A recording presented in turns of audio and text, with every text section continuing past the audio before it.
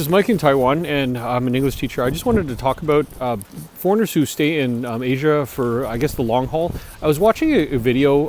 It's kind of an older guy. I guess he has like 3 kids. And he's not in Taiwan. He's over in the Philippines. He's an American guy. Anyway, so I guess his eldest is already like graduated college already, right? But some people are asking him for some advice about, I guess, the Philippines. And the Philippines, a lot of guys, it's kind of like a stereotype or like whatever but they'll like get divorced. Well, will have been divorced, and then they're like kind of looking for their new love or whatever it is. And they'll be they'll probably be older, probably like over 50, maybe older than that. But actually, to be honest with you, like over there, I guess the older the better.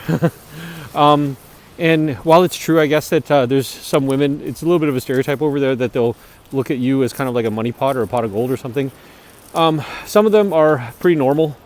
If you kind of look at the statistics of like the place that he's talking about, anyways, like the average salary over there is probably under $100 a month, right? And if you're going over there with your pension or maybe your online income, and if you at least make like $1,500 a month, like, people are like, holy crap, like you make way more money than I do.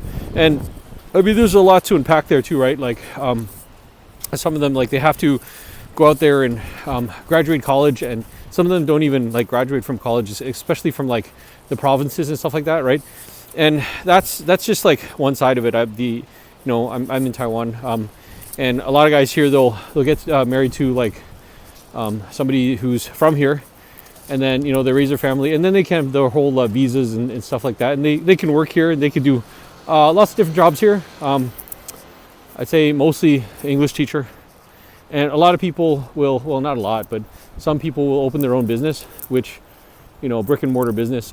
Sure, why not? So I guess the point that I'm trying to say, guys, is that, that's pretty slippery over there. Not going down this way. The point that I'm trying to say, guys, is that, there's ways to do it. And I've been around the block. I've been to a bunch of different places. I know people that have stayed in Japan for years and years and years, but eventually they quit. They'll be like stay in Japan for like 10 years or something. South Korea, probably the same thing. My friend of mine, he was in South Korea for like 10 years. He had his own like school and everything. He decided that really at the end of the day, it's not worth it to plant your feet there, because there's no way that you could stay unless you marry somebody who's from there, or you invest like 250,000 USD for business or something, to invest in a business. Then you're not staying there. So I guess what I'm trying to say, guys, is that different places, different things. Like I always go back to Cambodia, and even in Cambodia, as long as you can give them like $300 at the end of the year, you can extend your visa, and I think you could probably do that unlimited times.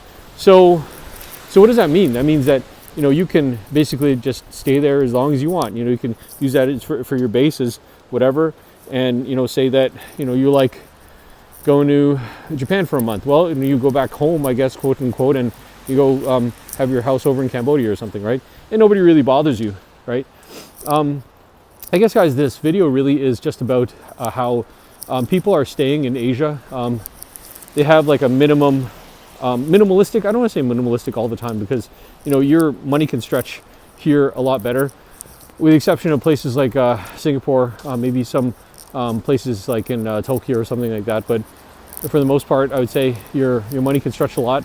I don't really know that much about Vietnam. I haven't done a lot of research into it, to be honest with you, but it's a different life over there, different lifestyle, and also there's a different currency to get used to. And I don't even know I wouldn't know how to start living there. But if you have any questions, guys, about Taiwan, mainland China, Japan, South Korea, then yeah, because I've lived in all those places. And I guess that really when you're in like your 20s and 30s, like South Korea and Japan are like a good go.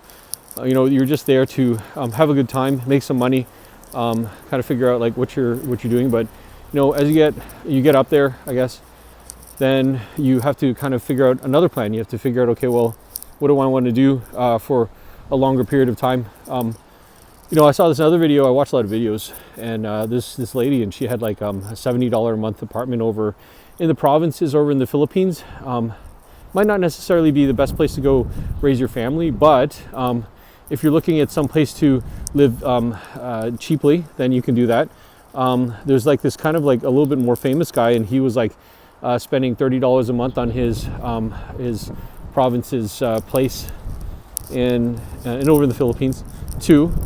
I guess he was kind of doing like he's like editing videos or something like that. So it was like one of those jobs where he can work wherever he wants, do whatever he wants. And if you have like one of those jobs, then it's really flexible, I guess. And the only thing that you have to really sort out is like stuff like visas. There's like that whole earthquake thing over in Thailand, which is a whole other ball of wax. But I guess if you just have to go where you are comfortable. Go where you think that you can stretch your dollar, right? Go where you have the most freedom and can pay the least amount of tax. So that's what that is. And go where you can buy yourself a property, because there's no use in stacking up all your money and then they say, okay, well you can't buy a property here, or you got to go, or you got to pay blah blah blah something. And it's not really too late. Like if you're like 55, 60 years old, you can still figure out your way, as long as what your expectations are. If you're 55 years old, you want to go live in the Philippines, you have like a pension or something like that, or maybe even 60 years old, yeah, go ahead and do it. But if you're a 55-year-old guy with 25 years of experience in the IT field and you're trying to go work over in Japan, unless you have some really good connections and you can speak Japanese fluently, you're not going to make it. So but you try it out for a year. I know another guy who, he's a young guy, he's like maybe 24, 25, decided to, he doesn't have a college diploma or degree or whatever, and he just decided that he was going to leave his like hospitality job and then go and from the States move over to Japan, be fluent in Japanese. And that's also viable too. If you have an American passport, Canadian passport, pretty outgoing, and you have kind of a strong will and desire to adapt to Japanese culture, then that might be the place for you. But try a month here, try a month there, and then you can really form an opinion about what it is. If you just go because somebody told you to go there, then that's probably not the best thing, because then that's not the choice for you. Thailand might be kind of on your list right now, and as long as it's outside of Bangkok, then I would say, yeah, go ahead. So guys, I hope that this was helpful for you. If you have any questions about Asia or anything like that, then let me know. I can definitely help you out with what I know. So I'll see you guys later. Bye.